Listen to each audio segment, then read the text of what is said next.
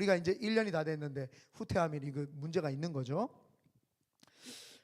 그래서 우리 고린도전서 12장 1절에서 11절 말씀을 우리 한번 합독하도록 하겠습니다. 오늘 하나님 주어지신 말씀이 고린도전서 12장 1절에서 11절까지의 말씀입니다. 우리 다 찾으셨으면 한 목소리로 천천히 합독하겠습니다. 시작. 형제들아, 신령한 것에 대하여 나는 너희가 알지 못하기를 원하지 아니하노니 너희도 알거니와 너희가 이방인으로 있을 때에 말 못하는 우상에게로 끄는 그대로 끌려갔느니라. 그러므로 내가 너희에게 알리노니 하나님의 영으로 말하는 자는 누구든지 예수를 저주할 자라 하지 아니하고 또 성령으로 아니하고는 누구든지 예수를 주시라 할 수 없느니라. 은사는 여러 가지나 성령은 같고 직분은 여러 가지나 주는 같으며 또 사역은 여러 가지나 모든 것을 모든 사람 가운데서 이루시는 하나님은 같으니 각 사람에게 성령을 나타내심은 유익하게 하려 하심이라.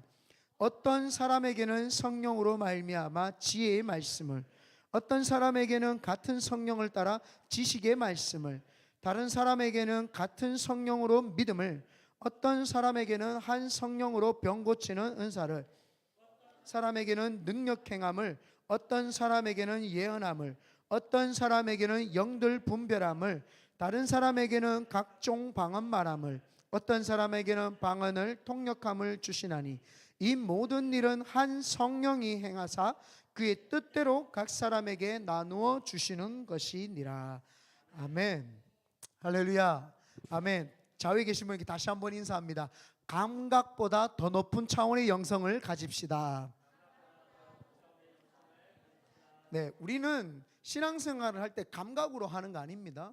감각으로 하는 것이 아니라 성령 하나님이 부어주시는 그 영성으로 신앙생활을 해야지, 감각적으로 또 생각적으로 느낌적으로 어떤 그렇게 신앙생활을 하면은 어긋나갈 때가 많습니다. 그래서 오늘도 우리는 말씀에 기반해서 말씀에서 어긋나서도 안 되고 더 나가서도 안 되고 덜 나가서도 안 됩니다. 그래서 저는 오늘 고린도전서 12장 말씀을 근거로 성령과 은사라는 제목으로 하나님의 말씀을 선포하겠습니다. 예수님께서 부활하시고 난 다음에 40일 동안 제자들과 함께 계셨어요. 그리고 40일 동안 제자들과 함께 있다가 예수님이 하늘로 승천하시기 바로 직전에 마지막 유언과도 같은 중요한 한 말씀을 하셨는데, 그것이 무엇이냐? 애들은 가만히 놔둬도 괜찮아요. 떠들어도 돼요. 애들은 노는 게 사명이에요. 안 놀면 제가 뭐 묵상을 하겠어요? 큐티를 하겠어요? 뛰어놀아야지 건강하다. 건강하다. 그래서 애들은 노는 게 사명이니까 가만히 놔둬도 됩니다. 그렇다고 이래야 니는 아니다. 니 정도 크기의 애는 노는 게 사명이 아니야. 이제는 기도 훈련도 하고 해야죠. 네. 그래서 이 예수님께서 부활하시고 난 다음에 쭉 이제 승천하시기 전에 제자들에게 아주 중요한 이야기를 딱 해줬죠. 그게 뭐냐면은 성령을 받으라. 성령 세례 받으라. 정확하게 원어로 따지면은 성령 알로스 파라클레토스를 받으라. 리시브인데 받으라 할 때 이 받아를 침례를 썼어요. 밥티조, 밥티스트, 침례 받으라 이 말입니다. 성령 침례 받으라 이렇게 이야기를 하죠. 그런데 성령 침례 받으라고 하면 좀 발음하기가 힘드니까 여기서 그냥 침례를 세례라고 인식을 하고 제가 세례라고 이렇게 편안하게 말하겠습니다. 그래서 성령 세례 받으라 이렇게 이야기를 했습니다. 사도행전 1장 4절에서 5절에 보면은 사도와 함께 모이사 그들에게 분부하여 이르시되 예루살렘을 떠나지 말고 내게서 들은 바 아버지께서 약속하신 것을 기다리라. 요한은 물로 세례를 베풀었으나 너희는 몇 날이 못되어 성령으로 세례를 받으리라 하셨느니라. 성령으로 뭘 받는다고요? 세례 받는다. 그렇기 때문에 예수님의 유언과도 같은 게 뭐냐? 성령 받으라는 거예요. 성령 세례 받으라, 성령 침례 받으라. 이것은 뼈도 박도 못하는 예수님의 유언이기 때문에 이거를 뺐다가 넣었다가 할 수 없는 거죠. 이 말씀은 예수님이 받으라고 했기 때문에 성령은 받아야 된다. 이것이 기독교에서 가장 중요한 핵심 교리 중에 하나입니다. 그래서 가만히 보세요. 왜 제자들에게 성령을 받으라고 했을까요? 제자들이 성령이 없었을까요? 제자들이 예수님을 믿었고 예수님을 주라고 시인했고 예수님의 제자로서 따라다녔는데 예수님의 제자들이 성령이 없었을까요? 그렇지 않습니다. 오늘 그 고린도전서 오늘 본문 3절에 보면은 이렇게 이야기를 합니다. 그러므로 내가 너희에게 알리노니 하나님의 영으로 말하는 자는 누구든지 예수를 저주할 자라 하지 아니하고 또 성령으로 아니하고는 누구든지 예수를 주시라 할 수 없느니라. 예수님을 주라고 말했는 사람은요, 성령 하나님이 그 주라고 고백하게 했다 이 말입니다. 그래서 예수를 주라고 시인하고 고백하면 성령님이 안 계시냐? 계십니다. 그 속에 어떻게 해요? 내주해 계십니다. 여러분, 예수 믿는 사람들 중에 왜 예수 믿는 사람에게 세례를 주고 침례를 주시는 줄 아십니까? 신앙의 고백이고 신앙의 신앙의 나는 이제 없고 주님만 삽니다라고 하는 고백을 하기 위해서 세례를 주고 침례를 주죠. 마찬가지입니다. 예수님께서 예수님의 제자들에게 성령 하나님이 안 계셔서 성령 받으라고 한 것이 아니라 성령 하나님으로부터 오는 잠김, 성령의 충만한 역사를 경험하라고 하는 내용이죠. 그래서 이 제자들에게는 성령 하나님이 계셨습니다. 언제요? 내주하고 계셨다 이 말. 내 속에 내주해 계신 분이 바로 그 성령님인데, 그 성령님을 내주했던 제자들에게는요, 얼마나 그 뛰어난 주님을 사모함이 있었던지 제자까지 되었다는 겁니다. 그리고 그들은 얼마나 은혜가 있었던지 예수 그리스도와 함께 3년 반 동안 훈련을 받은 자들입니다. 예수님과 함께 3년 반 동안 훈련 받았죠. 예수님의 제자라고 하는 타이틀을 얻었죠. 거기에다가 예수님과 동고동락하면서 예수님의 모든 일거수일투족을 다 본 자들이죠. 그뿐이 아니라 예수님이 죽으셨다가 죄를 다 없애시면서 죽으셨다가 부활하시면서 영원한 생명을 우리에게 주시는 것까지도 눈으로 본 자들이 누구입니까? 바로 제자들입니다. 그리고 그 제자들은 예수님하고 간증거리가 많아요. 예수님이 귀신 쫓아냈으면 그걸 봤죠. 병 고치는 거 봤죠. 먹을 거, 오병이에 기적하는 거 봤죠. 모든 제자들은 그걸 다 본 사람들이에요. 그러니 얼마나 이 믿음이 있고 성령이 충만한 역사가 그 속에 내주하면서 있었겠습니까? 그런데도 불구하고 성령을 받으라고 이렇게 이야기를 합니다.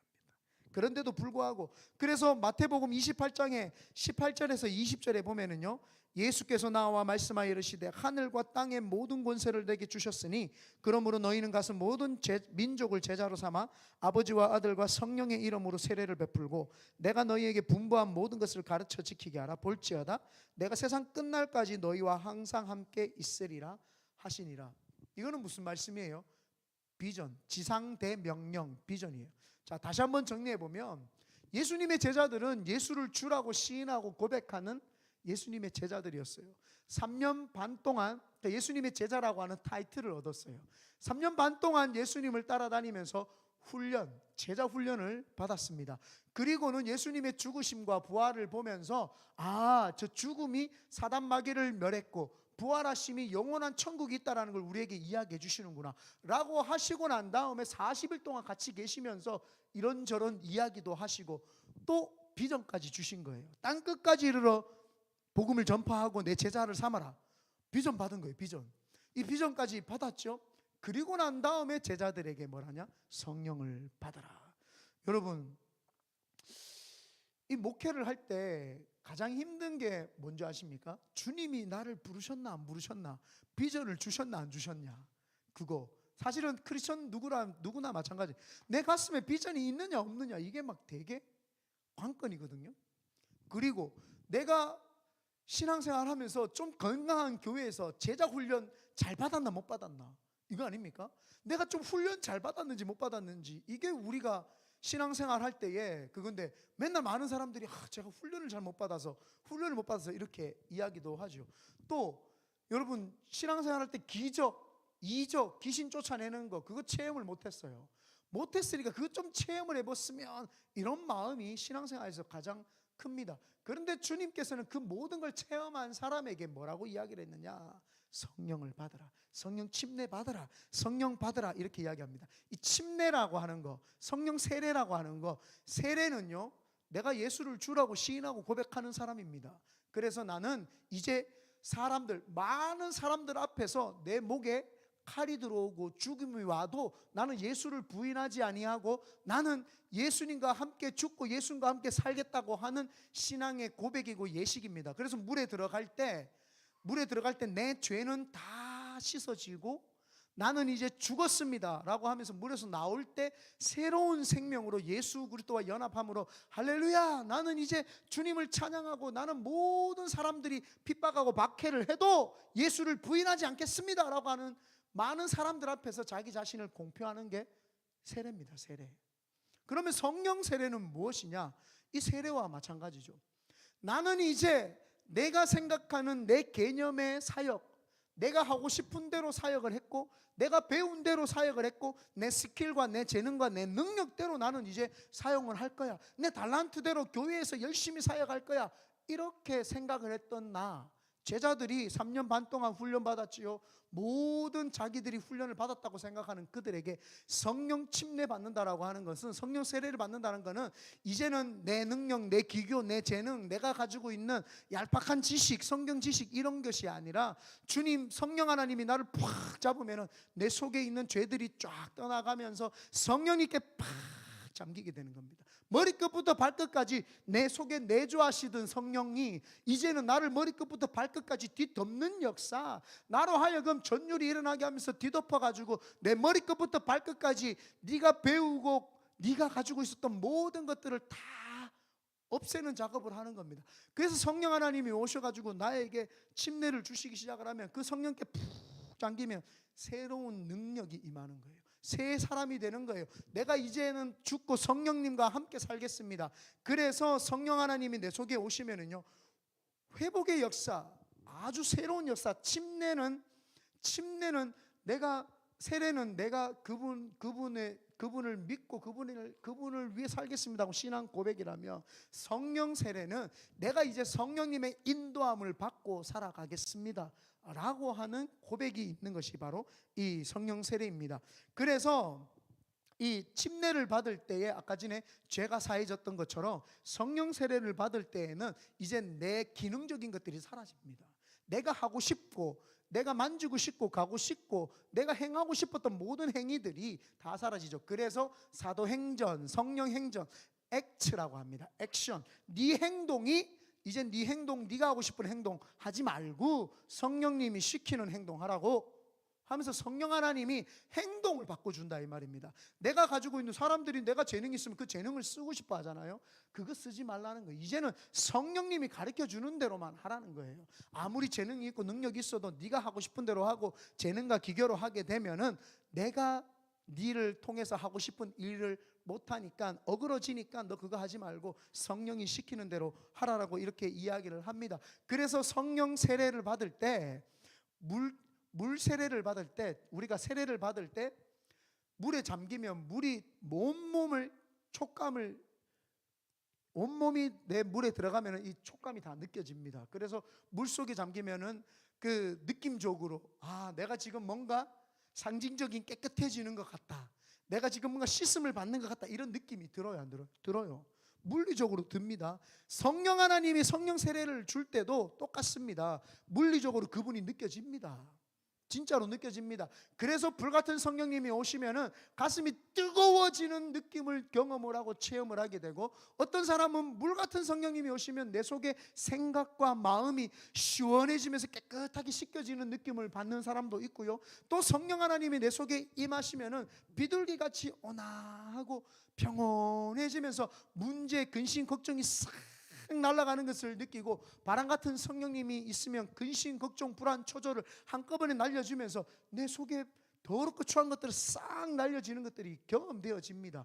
그래서 물 세례를 통해서 물을 느끼는 것처럼 성령 세례 받을 때요, 성령 하나님이 물리적으로 나에게 느낌적이고 감각적이고 생각적인 것들 싹 바꿔버립니다. 그래서 내가 생각하던 패러다임이 확 깨어지고 안 된다, 못한다, 할 수 없다라는 생각이 싹 밀어버리고, 내가 네하고 함께하면 너는 된다, 괜찮다, 할 수 있다, 해보자, 하면 된다, 이 생각으로 물리적으로 확 바뀌어버립니다. 그전에는요, 이 사물을 보면 안 돼요. 나는 이건 안 될 것 같은데 성령님이 오시면 생각이 바뀌는 거예요. 된다. 내 마음이 그전에는 냉랭해요. 그냥 신앙생활하면 대충 하지, 뭐 내가 옛날부터 오랫동안 교회 다니는데 그냥 뭐 하면 되지. 그 사람은 성경도 안 읽고 기도도 안 해요, 사실은. 안 해. 근데 성령님이 딱 만지면은 가슴이 뜨거워진다니까요. 뜨거워지고 가슴에서 뭔가 이 생수가 팍 올라오면서 그분 앞에 나가서 눈물로 기도하고 싶고 말씀을 보고 싶고 전도하고 싶고 이런 역사들이 팍 일어나는 겁니다. 그래서 성령 하나님이 성령 세례를 받으면 사람이 달라지기 시작을 합니다. 액츠, 행동이 달라지기 시작한다 이 말입니다. 그래서 성령 행전, 사도 행전, 우리가 행함이 바뀌면서 이제 하나님의 사람으로 점점 바뀌어가죠. 근데 이 성령을 받은 사람들의 공통점이 있습니다. 이 공통점이 뭐냐 하면은 회개가 일어납니다. 회개가. 왜냐하면은 성령, 거룩한 영입니다. 홀리 스피릿. 성령 하나님이 우리 속에 들어오시려고 하면 공존, 지저분한 거와 깨끗한 거는 공존할 수 없습니다. 그래서 거룩하신 분이 내 속에 들어오면은 내 속에 있는 더럽고 악하고 추한 것들이 나가게 돼 있죠. 그 나가는 현상이 가장 두드러지는 것이 회개. 그리고 그것을 몸부림을 치는 거죠. 그래서 성령 받은 사람들 보면 좀 유별나요. 뭐 이러기도 하고 땅에 구부르기도 하고 흔들기도 하고 그런 역사가 몸부림치면서 내 속에 더러운 것들을 뽑아내는 거죠. 물컵에 여러분 콜라가 있어요. 새로운 물을 따르려면 어떻게 해야 됩니까? 물을 충만하게 부으면 됩니까? 아닙니다. 그냥 그 속에 있는 콜라를 버리고 새로운 물을 따르면 됩니다. 그래서 그 버리는 작업이 뭐예요? 회개죠. 회개. 근데 회개가 윤리적이고 도덕적인 회개도 회개인데 내 속에서 무슨 회개가 일어나냐 하면은 하나님이 나를 이렇게 사랑하셔서 예수 그리스도를 나를 위해 보내주셨구나. 우리를 위해서가 아니에요. 나를 위해 보내주셨구나라고 하는 개인적인 체험이 되는 겁니다. 나를 위해 보내주셨구나. 그리고 난 다음에는 나를 위해서 보내주셨을 뿐만 아니라 항상 내 곁에 계셨던 성령님이 계셨는데 내가 그 성령님을 인식하지 못하고 깨닫지 못했구나. 그래서 성령 하나님이 내 속에 들어와셔서 이제 나와 함께 하시기를 원하시는구나 라고 하는 것이 깨달아지면서 내가 왜 이렇게 내 옆에 항상 계셨던 그 성령님을 무시하고 모른 척하며 살았지 라고 하면서 그게 회개가 터지는 거예요. 하나님이 나를 사랑했는데 내가 왜 하나님을 사랑하지 못했지? 그게 회개가 나고, 예수님이 나를 위해 십자가에 돌아가셨는데 나는 왜 그 공로를 깨달지를 못했지? 회개가 일어나고, 성령님은 항상 늘 내 곁에 계시고 내주하시면서 나에게 말씀하셨는데 나는 그 음성을 왜 안 들으려고 했지? 라고 하면서 회개가 나오는 거예요. 그래서 성령 세례 받을 때에 가장 큰 회개는 윤리적이고 도덕적인 회개도 있지만은 삼위일체 되시는 하나님이 내 속에 계시는데 그거를 내가 인식하지 못하고 그분을 터무시했던 거, 이게 막 회개되기 시작을 합니다. 그래서 인격적으로 우리가 변화되기 시작을 하죠. 그래서 인격적인 체험을 하게 된 겁니다. 그전에는 그냥 뭐 교회 다니는 거예요. 나도 어렸을 때부터 예수 믿었으니까 그냥 뭐 예수 믿지 하고 하나님 높이고 찬양하고, 그럴 때 뭔가 조금 내 감정을 건드리면 은혜 받은 줄 알아요. 눈물이 조금 나면 나를 좀 만졌구나. 목사님 설교가 재미있고 교회가 막 부흥 있고 막 열정적이고 교회가 막 역동적으로 움직여. 이거 우리 교회가 뭔가 있구나. 그 정도 수준이 아니에요. 그 정도 수준이 아니라 성령 하나님 임하시면 내 속에 있는 더러운 것들을 확 끄집어내기 시작하면서 내 인격이 바뀝니다. 전인격. 그래서 지정의, 이 지적인 부분, 정적인 부분, 의지적인 부분이 확 바뀌면서 전인 구원이 일어나기 시작을 합니다. 그래서 성령 하나님이 오셔서 나를 만지기 시작을 하면 머리끝부터 발끝까지 깨달아지고 변화받고 하나님 은혜 가운데 나아가는 그런 역사가 있죠. 그래서 예수님께서 제자들에게 성령을 받으라고 했던 이유는, 이제 네 눈으로 보고 네 머리로 배우고 육체로 훈련받았던 것들 있지, 그것을 네가 네 임의대로 쓰지 말고 성령 하나님이 시키는 대로 해라. 3년 반 동안 훈련받았던 거 성령 하나님이 시키는 대로 해라. 내가 너희들에게 말해줬던 거 너희 그거 기억나니? 그건 네 마음대로 기억나는 게 아니라 성령님이 기억나게 하시는 대로 그것을 말씀을 붙잡고 순종하며 살아라. 그래서 성령 하나님이 오시면 예수 그리스도에 대해서, 하나님 아버지에 대해서 설명해 주시고 가르쳐 주세요. 내 느낌, 내 감정에 해주는 게 아니라 예수님이 말씀하셨던 그 말씀을 기억나게 하고 깨닫게 하고 나로 하여금 하나님 원하시는 삶을 살게 하죠. 그래서 성령님께 푹 잠기면은요, 성령님께서 인도해 주시는 삶을 살아가게 됩니다.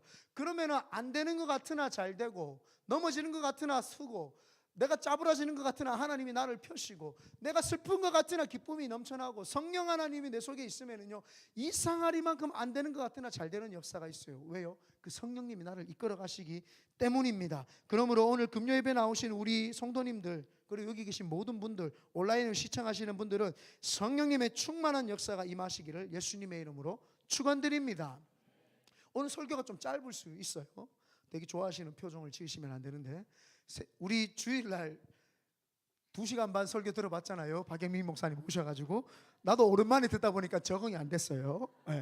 2시간 엉덩이가 아팠어요. 요 의자가 또 좋은 게 아니어가지고 엄청 아팠어요. 2시간 반, 그 정도까지는 안 할게요. 그 정도에서 뭐 반줄이면은 1시간 25분, 그죠? 반줄이면은 그러니까 나는 1시간 정도까지만 할게요. 설교가 좀 짧을 거라고 이야기했죠. 저는 설교를 길게 하면 50분이었고 짧게 하면 한 35분 정도를 했는데, 박인민 목사님 설교하시는 걸 보고 다시 느꼈어요. 그래, 1시간은 해야 되겠구나. 성도들은 별로 아멘이 없네요. 아멘 하시길 바랍니다. 그래서 성령 세례를 받은 사람은요 은사가 임해요. 왜 은사가 임하느냐? 예수님께서 성령 침례를 받으라 그러면 성령님이 임하시잖아요. 성령님이 임하시면서 그 깨끗하고 정결한 심령에 은사를 주는데, 그 은사를 성경에서는 권능이다 이렇게 이야기를 합니다. 사도행전 1장 8절에 오직 성령이 너희에게 임하시면, 이 임하시면이 뭐냐면 성령님이 네게 왔으면 이제 네가 그분을 모셔드리고 그분을 네가 충만하게 받고 그분과 함께 하기로 했으면 너희가 권능을 받고, 여기 권능은 그 익수시아 권능 아니에요. 두나미스예요. 익수시아에는 하나님의 자녀가 되는 권세할 때 그 자녀, 이 두나미스의 권능보다 더 높은 단계의 권능이에요. 익수시아는 두나미스의 권능을 준다는 거예요. 너희가 권능을 받고 두나미스의 권능을 받고 파워, 힘, 능력을 받고 예루살렘과 온 유대와 사마리아와 땅끝까지 이르러 내 증인이 되리라 하시니라. 여러분, 여기서 성령님께서 임하시면 권능을 받는다. 권능을 받으면 이 말은 뭐예요? 네가 가지고 있었던 기교, 능력, 재능으로 하지 말고 내가 주는 권능, 능력으로 네가 삶을 살아라. 내가 주는 능력이 임하면 네 능력이 얼마나 파워풀한지 사람들이 놀라고 이제 복음을 증거하는 데에 사람들이 그걸 받아들이게 되면서 교회로 오게 될 것이고 하나님 믿게 될 것이다 라고 이야기를 하는 내용입니다. 그래서 성령님께서 주시는 능력은 바로 성령의 은사들입니다. 본문 7절에서 11절 다 같이 한번 천천히 읽어보겠습니다. 본문 7절에서 11절입니다. 시작. 각 사람에게 성령을 나타내시면, 여기도 뭐라고요? 성령을 나타내 주시는 이유를 이야기하는 거예요. 성령 하나님을 주심은, 계속 읽을게요. 유익하게 하려 하심이라. 어떤 사람에게는 성령으로 말미암아 지혜의 말씀을, 어떤 사람에게는 같은 성령을 따라 지식의 말씀을, 다른 사람에게는 같은 성령으로 믿음을, 어떤 사람에게는 한 성령으로 병 고치는 은사를, 어떤 사람에게는 능력 행함을, 어떤 사람에게는 예언함을, 어떤 사람에게는 영들 분별함을, 다른 사람에게는 각종 방언 말함을, 어떤 사람에게는 방언들 통역함을 주시나니 이 모든 일은 같은 한 성령이 행하사 그의 뜻대로 각 사람에게 나누어 주시는 것이니라. 아멘. 예수를 주라고 시인을 하고 말씀 훈련을 많이 받은 사람에게 주님께서 성령을 받으라 그러면 그 성령님이 오시면은 권능이 임한다. 그 권능은 은사이다라고 이제 이야기를 하는 거죠. 그래서 그 은사는 지금 오늘 대표적으로 고린도전서 12장에는 9가지의 은사가 나옵니다. 셋 나중에 나눠서 제가 한번 설교를 할 기회가 있는데, 이제 금요일마다 이제 은사에 대해서 좀 가려고 하는데, 이 은사라고 하는 거는 카리스마라고 이렇게 이야기를 합니다. 카리스마. 은혜가 뭐냐면 카리스입니다. 카리스. 거기에다가 마는 주어졌다라고 이렇게 이 뜻입니다. 다른 말로 하면 하나님의 성령이 임하시면, 성령 하나님이 임하시면 우리에게 은혜를 주시죠. 그러면 성령님이 내 속에 임하면 은혜가 임합니다. 그 은혜를 선물로서 줬는데 그것을 그것이 변형되어서 받은 사람에게는 은사가 되는 거예요. 은사가. 좀 이해가 됩니까? 성령 하나님이 각 사람에게 다르게 임해요. 조용한 사람, 조용한 사람, 또 이렇게 뜨거운 사람, 또 이렇게 차분한 사람, 냉정한 사람, 이런 사람의 성격 기질들이 다 있어요. 그러면 성령님이 만날 때 똑같이 만나 주십니까? 그렇지 않습니다. 성령 하나님이 만나 줄 때 다 각자가 다르게 만나 주시죠. 그 만나 주셨을 때 은혜, 은사를 주시는데, 그게 바로 은혜가 임하면서 나에게 성령 하나님이 임하시면서 은사를 각각 나눠주신다 이 말입니다. 그 각각 나눠주시는 것을 우리가 표현할 때는 은사, 카리스마 이렇게 이야기를 하는 겁니다. 은혜를 받은 사람이 행하는 것이 은사인데 그것이 카리스마 이렇게 되는 겁니다. 그래서 요즘에는 카리스마를 잘못 사용해서 눈에 힘주면 카리스마다 뭐 이렇게, 그건 카리스마가 아니고요. 은혜가 임하고 그 은혜를 내가 사용할 수 있게끔 되는 것, 그게 은사다 이렇게 이야기를 합니다. 그래서 이 은사가 사람에게 임하는데 언제 처음 임했느냐 하면요, 제자들이 그래서 성령님이 임하시도록 예수님이 성령 받으라 이야기하고 난 다음에 7일 동안 계산을 다 해봤어요. 오순절 날이 예수님이 죽으시고 유월절 날 죽으시고 50일째 되는 날이 오순절 날이에요. 그런데 예수님이 죽으시고 부활하셔가지고 예수님이 3일 동안 무덤에 계셨잖아요. 그리고 나서 부활해서 40일이니까 예수님이 죽으시고 43일째 되는 날이죠. 이해됐나요? 3일 만에 부활하셨으니까 3일 지나고 40일 동안 이 땅에 계시면서 40일 지나고 올라가셨으니까 43일째 되는 날 너희들 성령 받으라고 이야기를 했으니까 이들이 며칠 동안 모여서 기도를 했어요? 7일 동안. 그래서 7일 동안 오순절 날 7일 동안 오순절이 되기 전까지 마가의 다락방에서 뜨겁게 간절히 기도를 했습니다. 목숨 걸고 기도를 한 거죠. 왜냐하면 그 당시에 이제 예수님 죽고 나서 예수의 추종자들은 다 잡아서 죽여라 라고 하는 명령을 내기 때문에 목숨을 걸고 기도를 했습니다. 그래서 성령 받을 때에 그러면 대충 기도한다고 받을 수 없습니다. 그래서 성령 받을 때에 묵상 기도하시고 묵상 기도하면서 받는 분은 잘 못 받고요. 그 다음에 경건하다고 하면서 이렇게 조용히 소리 내는 분 잘 못 봤어요. 간절히 목숨 걸고 하나님 앞에서 내 자신을 드러내면서 하나님, 내가 이것을 받아야 되겠습니다, 이걸 받지 아니하고는 안 되겠습니다라고 하는 그 사람에게 하나님이 선물로 주십니다. 본문 12장, 오늘 본문 읽은 12장에 31절은 없어요. 11절까지 있으니까 31절 제가 읽어드릴게요. 너희는 더욱 큰 은사를 사모하라. 내가 또한 가장 좋은 길을 너희에게 보이리라. 여기 사모하다라고 하는 말은 열심을 내다, 기본 용어로 끓이다, 삶다 이 뜻입니다. 이게 무슨 말이냐면은 사모하다라는 말은 질투하는 마음으로 사모하면서 애간장이 끓는 마음으로 기도하라는 거예요. 은사를 받을 때 성령 하나님이 임할 때 어떻게 주시옵소서, 아버지 저도 받고 다 받았으니 나도 이게 아니에요.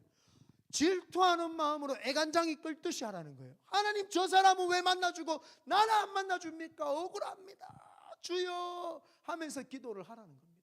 하나님, 나도 근데 비교급 해가지고 저 사람도 받았으니까 나도 받아야 된다가 아니라, 하나님, 저 사람을 만나주신 하나님, 나도 사모되어집니다, 나도 만나주세요 하고 막 간절히 부르짖고 눈물 흘리고 할 때 그때 역사가 일어난다고 하는 사실입니다. 그래서 오순절 날 이제 7일 동안 기도를 했더니 성령 하나님이 임합니다. 오순절 날이 이미 이름에 성령이 불같이 그들에게 임하여 가지고 그들이 성령의 임함으로 다른 언어로 말하기를 시작했다. 여기서 다른 언어는 지난주에도 이야기했지만 그 원어와 영어 성경의 원어 성경과 헬라어 성경과 원어 성경에 보면 영어 성경에 보면은 tongues라고 합니다. 혀입니다. 혀.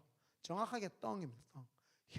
혀가 꼬였다라고 이렇게 이야기를 합니다.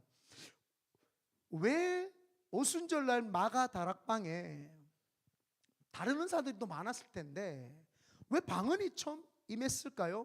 이거는 기독교 역사에서 굉장히 중요한 터닝 포인트입니다. 이거를 이해를 못하면은 큰일 납니다. 어떤 사람은 아니 뭐 방언은 뭐 저 사람은 하고 나는 못해도 되지, 이런 수준에서 하나님이 은사를 주시니까 저 사람은 그냥 방언하는 거 이 사람 못한, 이런 수준에서 방언을 받다 그러면 큰일 납니다. 이거는 아주 깊이가 없이 성경을 받는 거다. 이 왜 오순절날 마가 다락방에 성령이 임하셨을 때 그 성령 하나님이 은혜를 부어주셨는데 방언을 하게 되느냐, 지난번에 예전에 제가 한번 설교했던 적이 있는데, 창세기 11장에 보면은 하나님이 사람들에게 언어를 자유롭게 쓰게끔 놔뒀어요. 그랬더니 그 사람들이 언어를 자유롭게 쓰면서 우리가 높아지자, 우리가 하나 되자, 우리가 하나님처럼 높아져서 우리가 원하는 파라다이스를 꿈꾸며 만들자라고 하면서 바벨탑을 쌓기 시작을 합니다. 그 사람이요, 입에서 나오는 것이 가장 더러운 것이고 언어가요 악한 것밖에 나오지 않아요. 죄악밖에 나오지 않습니다. 그러니까 하나님이 그 모습을 쭉 보시고 내가 아름답게 쓰라고 준 이 언어를, 니네들이 높아지고 교만하고 하나님 없는 것처럼, 하나님 없이 지가 높아가지고 인생을 자기 뜻대로 살아가지고 된 것처럼 자기가 높아지려고 막 하는 거예요. 그래서 하나님 그 모습을 보시고 안타까우셔서 그 언어를 흩어버립니다. 하나님과 소통하고 하나님을 예배하라고 주어진 언어, 동물에게는 없는, 사람에게만 있는, 사람에게는 하나님이 주시는 그 영적인 그 감각을 가지고, 그 영적인 감각을 가지고 마음에서 품어서 의지를 가지고 입으로 하나님을 사랑합니다, 하나님만 높입니다 라고 이렇게 이 입술로 고백을 해야 되는데, 그 고백을 하지 아니하고 하나님 없이 우리가 높아지겠습니다 라고 하면서 바벨탑을 쌓으니까 하나님 보시기에 너무너무 교만한 거죠. 언어를 흩어버렸습니다. 그리고 나서는 예수님이 오셨고 성령 하나님이 오시면서 이제 흩어진 언어들을 내가 하나님의 언어로, 전 세계에 흩어진 언어들을 내가 하나님의 언어로 하나로 모을 것이다. 그래서 누구든지 방언으로 하나님의 나라에 들어오고, 누구든지 방언함으로 하나님께로 나아가자, 하나님을 찬양하자, 하나님만 높이자라고 하는 겁니다. 우리가 그것을 어떻게 할 수 있냐? 사도행전 1장 8절 아까 읽었죠. 성령이 너에게 임하시면 너희가 권능을 받았는데 뭐 받았어요? 방언을 받고 예루살렘과 온 유대와 사마리아와 땅끝까지 이르러 내 증언이 됐어요. 방언을 하게 되면 하나님의 나라 확장에 쓰임 받을 수 있구나, 하나님 나라 확장에 나도 동참할 수 있구나, 하나님께서 나에게 이 방언이라는 걸 주셔가지고 이 방언을 통해서 하나님 나라 이제 연합. 그래서 방언은요 얄팍한 수준의 방언은 다 나도 받았으면 이 수준 아닙니다. 방언 뭐냐? 하나님이 주시는 최초의 은사를 우리가 딱 봤잖아요. 다른 언어로 말하기 시작하더라. 이 방언이라고 하는 거는 하나님의 나라에 계신 하나님과 이 땅에 사는 우리와의 하나됨입니다.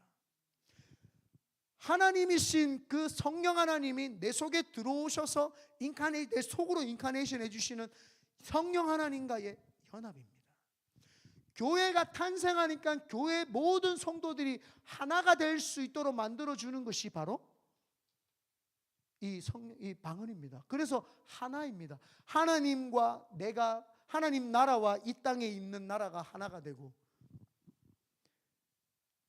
그 성령 하나님과 내 속에 들어온 인카네이션 하시는 그 성령 하나님과 내가 하나가 되고, 모든 교회 성도님들과 내가 하나가 되는, 그리고 전 세계에 흩어져 있는 모든 그리스도인들이 방언으로 기도하면서 같이 하나가 되어서 하나님 앞에 찬양하는 하나의 목적이 방언입니다. 그런데 방언을 사람들이 우습게 생각을 해요. 그냥 방언이 뭐 은사 중에 하나 아니야? 그 정도 수준 아닙니다. 그러면 하나님께서 터닝 포인트, 왜 교회의 탄생의 가장 첫 번째, 교회가 탄생했을 때 가장 첫 번째 왜 방언을 주셨을까요? 이거는 기독교 역사상 가장 큰 터닝 포인트다 이 말입니다. 가장 크고도 놀랍고도 역사. 만약 이때 교회가 탄생하지 않았으면 우리도 교회를 탄생시킬 수가 없습니다. 성령 하나님은요 교회의 영이시고, 성령 하나님은 그 교회를 세우신 영이시고, 성령 하나님은 하나 되게 하시는 영이시죠. 그래서 성령님께서 오늘도 본문에 보면은 뭐라고 합니까? 성령은 하나다라고 이야기합니다. 성령은 하나로서 모든 사람에게 각 은혜를 나눠준다. 그래서 성령 하나님이 한 분이시기 때문에 내가 방언으로 기도하고 하나님께 나아간다라고 하는, 나도 이제 하나님의 이 조직 표현이 좀 그러네. 조직의 하나가 되는, 하나의 몸 담는 어떤 그 역할 중에 하나이다.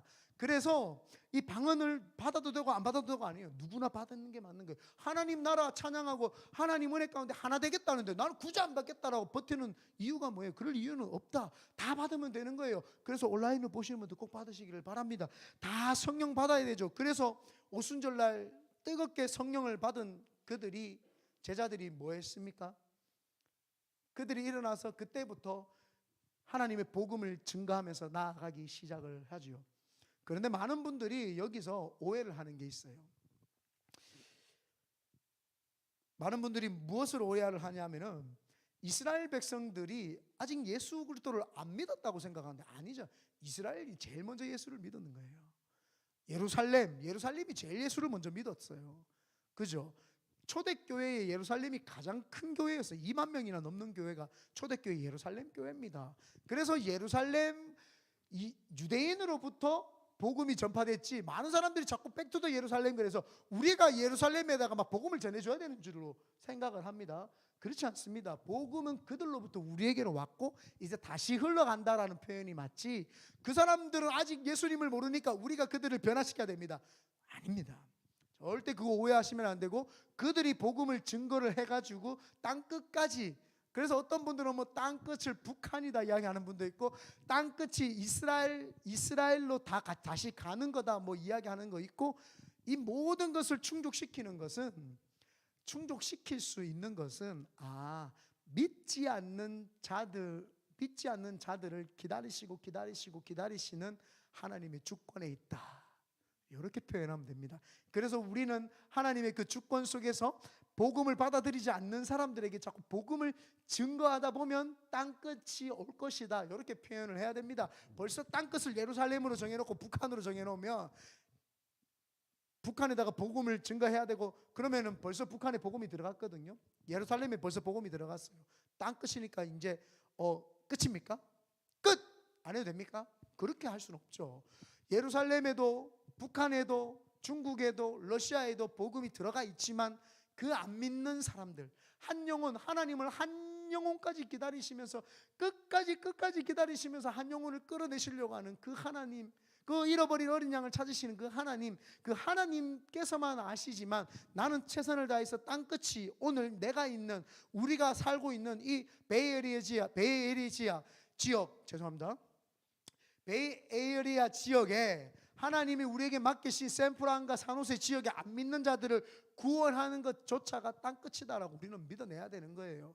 그래서 땅끝까지 복음을 증거하는 거죠. 그런데 또 터닝 포인트 중에 하나가, 아까 전에 흩어졌던 언어들을 하나님이 다 끌어모아서 한 언어로서 우리를 하나님이 가게 하셨는데, 왜 하나님이 그때 방언의 은사를 주셨느냐 보면은, 아까도 이야기했지만 신령한 은사들을 뭐라고, 31절에 신령한 은사들 더욱 사모하라고 하면 사모하라고.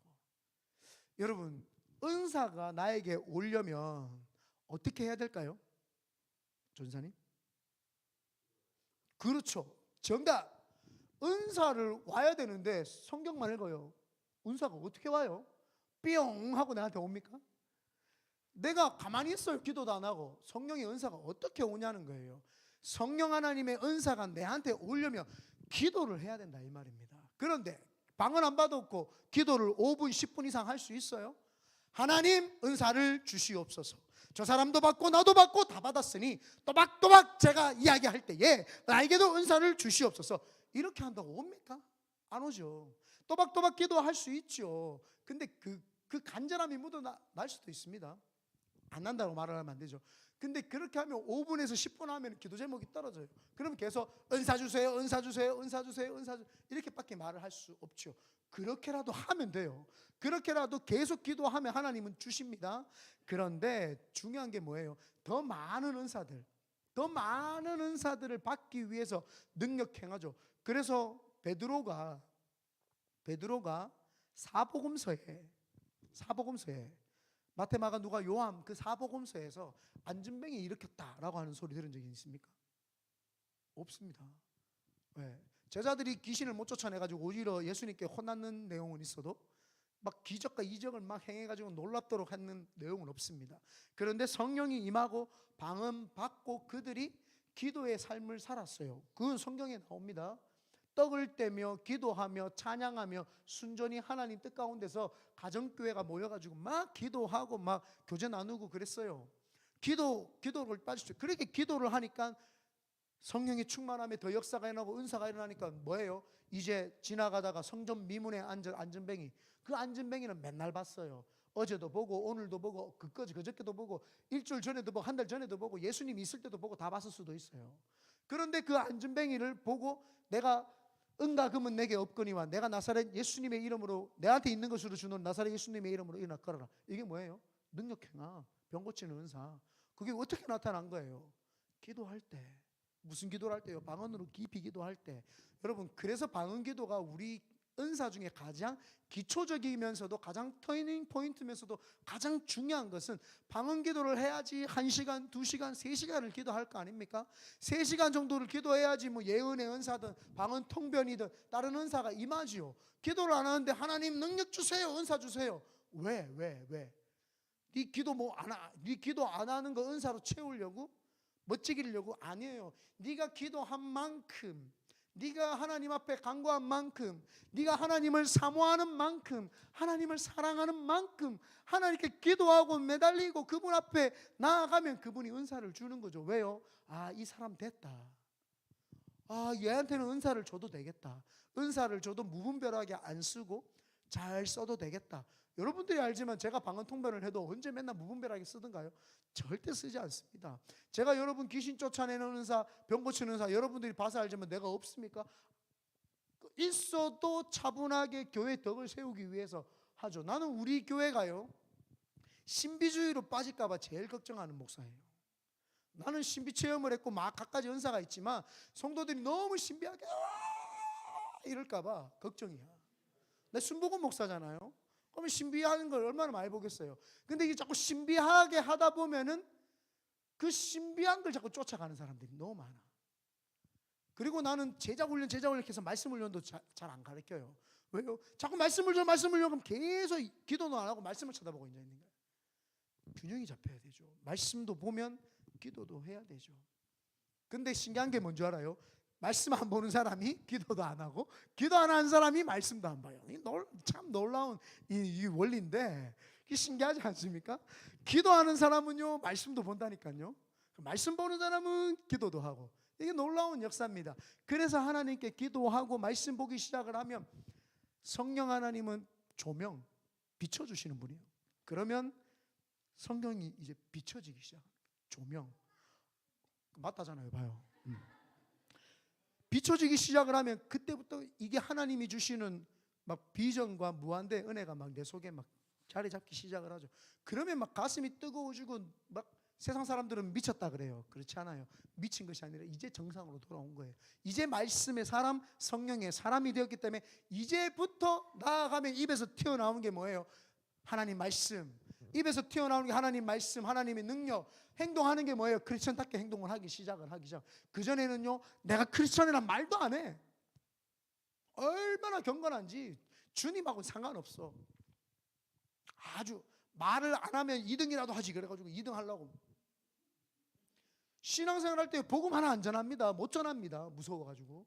이거 전하면 저 사람 나한테 뭐라 할까 싶어 뻘뻘뻘뻘 떨려가지고 주문 엎어.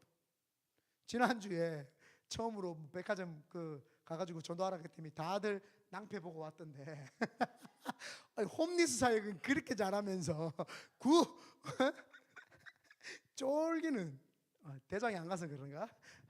다음에 저하고 같이 한번 갑시다. 네, 하는 거 보여드릴게요. 네, 가서 복음은요 그냥 증거하는 거예요. 그냥 증거하고 주님 만나라고 이야기를 하고 이렇게 하는 거죠. 그래서 방언이라는 게 기독교 역사의 터닝 포인트다. 하나의 언어를 모으는 것이고 방언의 은사를 받아야지만이 다른 은사들을 사용을 할 수 있다. 그래서 제가 제 인생에 평균적으로요 예수를 딱 믿고 지금 거의 딱 20년 딱 됐어요. 예수님을 딱 믿고 변화되는 20년 됐는데 20년 동안 평균적으로 기도를 따져보니까 한 2시간 반 되는 것 같아요. 2시간 반 평균. 가슴 아프더라고요. 한 3시간 됐었어야 되는데 2시간 반이더라고요. 가만히 평균적으로 쭉 보니까 이렇게 보니까 4시간 할 때도 있었고 막 5시간 할 때도 있었고 3시간 할 때도 있었고 아예 기도원에 살 때도 있었어요. 기도원에 사니까 아침 점심 저녁으로 매일 막 기도 예배 드리고 막 엄청나죠. 막 1시간씩 막 3시간 4시간씩 끝나고 막 엄청 기도 많이 할 때도 있었고 또 적게 할 때도 있잖아요. 믿음이 쿡 떨어지면 또 기도 안 할 때 있잖아요. 그런 걸 다 따져보고 우리 박예미 목사님 교회 김포영광교회가 있을 때는 4시간씩 기도시키니까 막 죽겠는데 자랑하는 건 아니고 다른 교육자들은 없었어. 내만 했어. 네. 이 정도 열정은 있어야 되잖아요. 다른 교육자는 다 집에 가 잤어. 나만 나왔어. 네. 나와가지고 4시간씩 했죠. 그러니까 이 제일 비싼 이 땅에서 개척을 해도 하나님이 쓰시는 거 아닙니까? 그리고 여러분 같은 일꾼들을 하나님이 주셔가지고 같이 사역할 수 있게 있는 거 아닙니까? 여러분들이 아주 능력 있는 사람들이에요. 그러니까 능력자를 알아봐주고 같이 해주는 거 아니에요? 능력이 없어 봐 어떻게 능력자를 알아보겠어요? 아닌가 보네. 아멘 안 하네. 알았어요. 여러분이 능력이 없어 팀 위에 땡. 이 사람 능력이 있나 없나 뭐 아무 때나 따라가자고 따라갔겠죠. 능력이 있는 사람은 능력 있는 사람 알아봐요. 왜요? 자기도 신령한 게 있거든 그 속에. 신령한데 내보다 조금 더 신령한데 따라가 보자. 이렇게 따라오거든요. 그걸 능력이다 이렇게 이야기를 합니다. 오늘 말씀을 좀 맺고 기도하는 시간을 갖도록 하겠습니다. 오늘 처음이어서 개괄적인 부분만 이야기했어요. 성령 하나님과 은사는요 뗄 수가 없고 성령 하나님이 오셔야지만이 은사가 임하고 성령 하나님이 오셨을 때 처음 임했던 은사가 방언이었는데 그 방언은 전 세계적인 언어를 이렇게 바꿀 수 있는 그 방향을 바꾸는 터닝 포인트의 역할을 했던 하나됨의 역사, 그 역사가 방언이었다. 그리고 그 방언으로 기도를 하면 은사가 많이 나타나게 된다. 그래서 다음부터는 계속 이 은사에 대해서 좀 성경적으로 쭉쭉쭉 풀어가가지고 우리 모두 다 성령이 충만한 은사가 임하시기를 예수님의 이름으로 축원드립니다. 아멘. 오늘은 우리 바로 이거 우리 선포기도 먼저 하고 우리